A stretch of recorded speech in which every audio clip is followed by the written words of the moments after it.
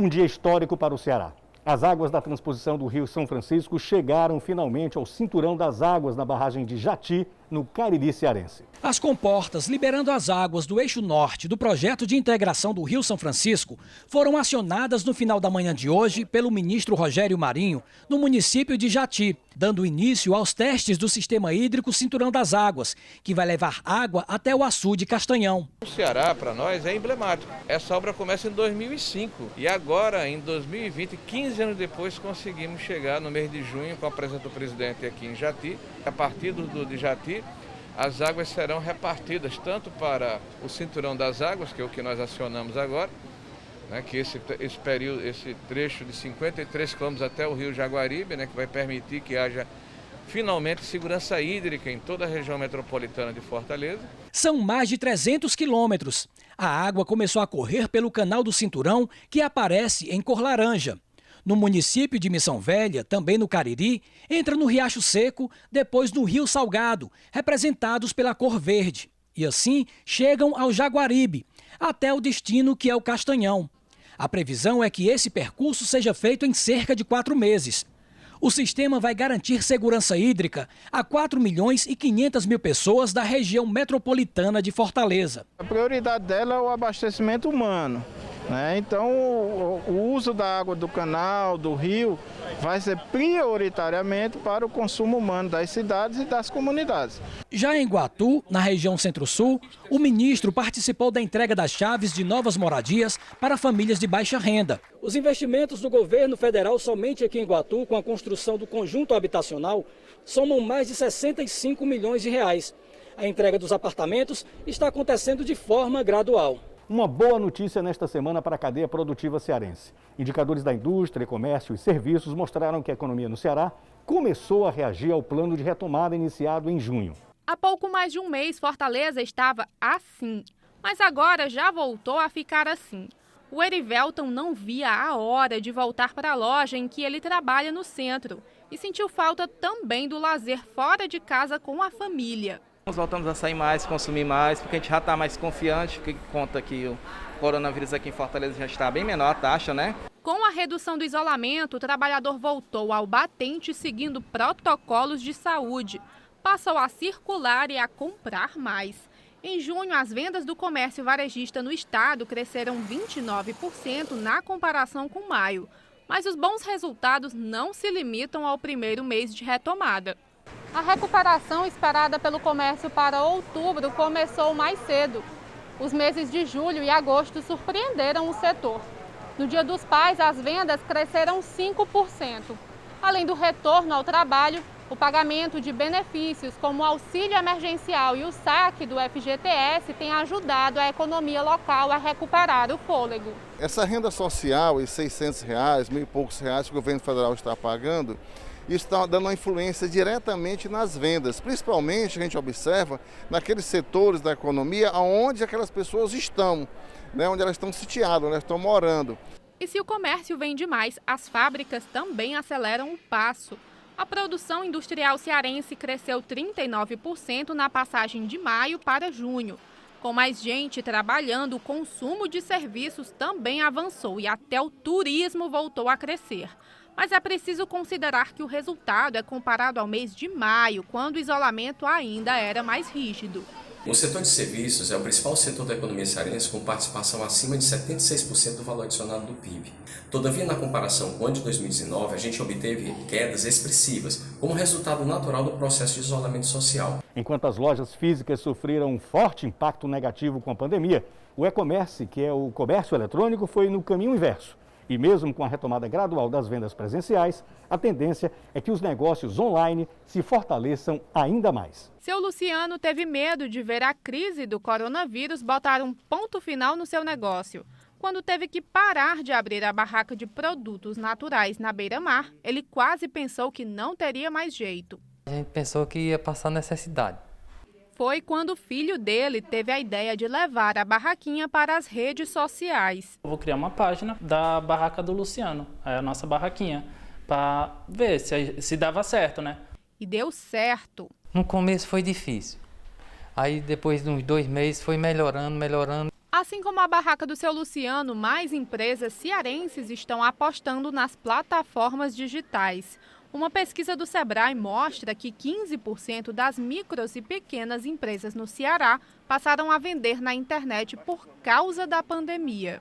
O meio digital, ele veio para ficar e ele é sim um canal que pode favorecer esse relacionamento dos pequenos negócios com seus clientes.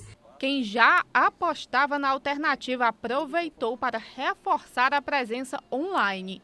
Só aqui nesta loja são 10 funcionários habilitados a esse tipo de atendimento por aplicativo.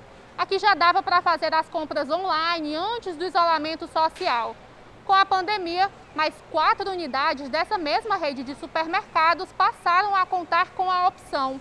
Isso porque a demanda cresceu. A gente ainda está vendendo online 10 vezes mais do que o que vendia antes da pandemia. De acordo com este especialista, estar disponível em mais de um canal é uma tendência e as empresas devem ficar atentas independentemente do porte.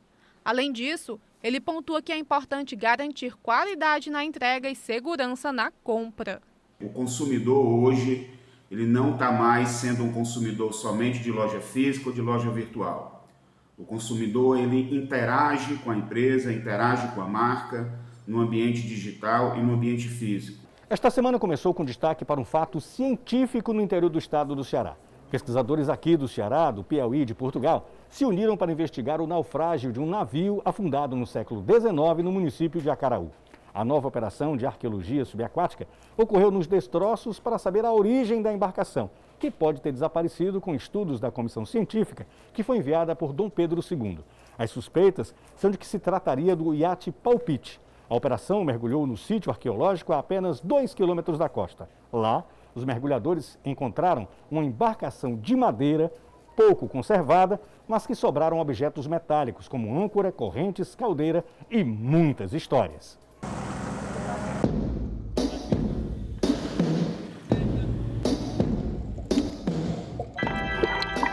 A história do Brasil passa pelas grandes navegações. O mar do Ceará não fica de fora. Pelo contrário, possui dezenas de naufrágios que escondem e revelam capítulos de nossa história. Um grupo de pesquisadores de universidades e institutos do Brasil e de Portugal está debruçado sobre a origem do famoso Barco do Acaraú. Essa é a segunda fase de uma operação, que é a defesa de uma tese que é desenvolvida aqui no Brasil e em Portugal, através do Instituto Politécnico Tomar, no sentido de a gente verificar a origem de uma embarcação chamada Barco do Acaraú, que está aqui próximo. Hoje nós fizemos um mergulho, nós fizemos hoje também, usamos o side scan, que é um equipamento geofísico para a gente verificar as condições de naufrágio, e fizemos um mergulho também para verificar o atual estágio do naufrágio. Possivelmente pode ter sido uma embarcação utilizada pela Comissão Científica Exploratória de 1859, nomeada por Dom Pedro II, tá? E capitaneada por alguns notáveis da época, como Gonçalves Dias, Gustavo Capanema, Manuel Freire Alemão, entre outros.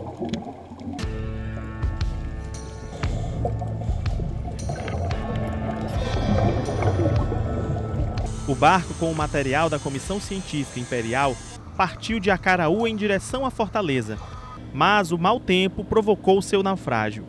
A operação de mergulho ocorreu entre os dias 7 e 11 de agosto deste ano. Vamos dispor também de satélite, através do professor Geraldo Ferreira, se não me falha a memória, Geraldo, que foi o mesmo que utilizou a tecnologia para a descoberta das manchas de óleo, tá? Lá do Labomar, da UFC.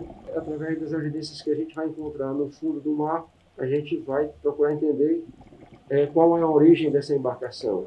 Nós tivemos muita dificuldade, porque foi uma embarcação que foi fabricada no centro de Fortaleza, foi fabricada na segunda metade do século XIX, e a gente não tem uma informação mais adequada a nível de planta, a nível de detalhamento. Participam da operação pesquisadores da Universidade Federal do Ceará, Instituto Politécnico de Tomar, em Portugal, Operadora Mar do Ceará, Instituto Federal do Ceará e Universidade Federal do Piauí. A minha área de pesquisa é a arqueologia subaquática. Eu já venho trabalhando aí mais de 20 anos nessa área O que a gente está fazendo aqui é desenvolvendo um projeto, a parte inicial de um projeto de arqueologia subaquática. A gente começou esses projetos há bastante tempo atrás, conseguindo a autorização da Marinha para fazer o registro, para fazer a documentação, para fazer o estudo, sem intervir a gente não está tirando nenhuma peça. A ideia é criar um ambiente de pesquisa onde a gente consiga obter, sem interferir no sítio arqueológico, sem retirar nada, informações sobre a história, sobre o naufrágio, sobre as pessoas que estavam a bordo, sobre a carga que estava sendo transportada. O naufrágio fica a aproximadamente 2 quilômetros da Praia da Volta do Rio, em Acaraú. A gente está indo para o mar e começando as medidas, tentando entender que aquele monte de destroços ele foi um navio, e a gente quer agora recontar onde está a caldeira, que sistema de guincho era usado, se o navio tinha 2 ou 3 níveis.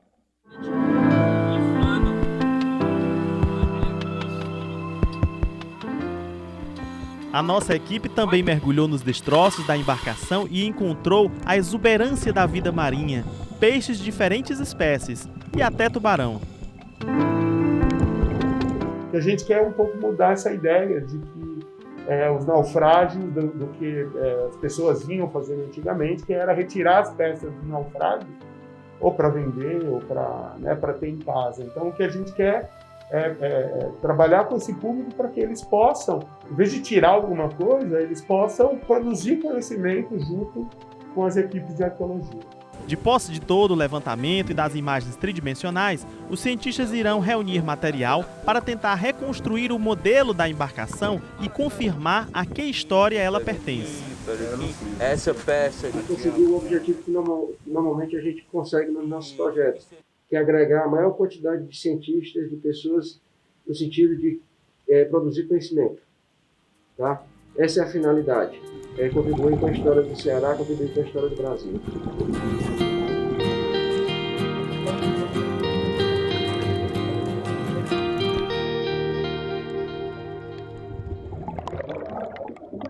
Essas foram as principais notícias dessa semana. Muito obrigado pela sua companhia. Eu aguardo você na próxima sexta-feira com mais uma edição do Diário Repórter. Até lá e um ótimo fim de semana para você e sua família.